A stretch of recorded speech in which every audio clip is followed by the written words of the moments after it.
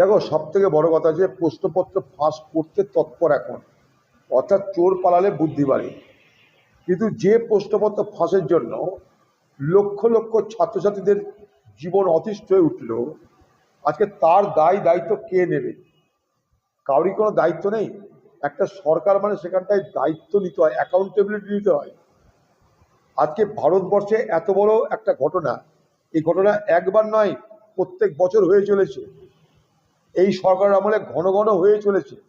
কিন্তু এখানকার যিনি শিক্ষামন্ত্রী, যাকে এইচআরডি মিনিস্টার বলা হয়, আমরা তার কাছে জবাব চেয়েছিলাম, আমরা তার পদত্যাগ চেয়েছিলাম।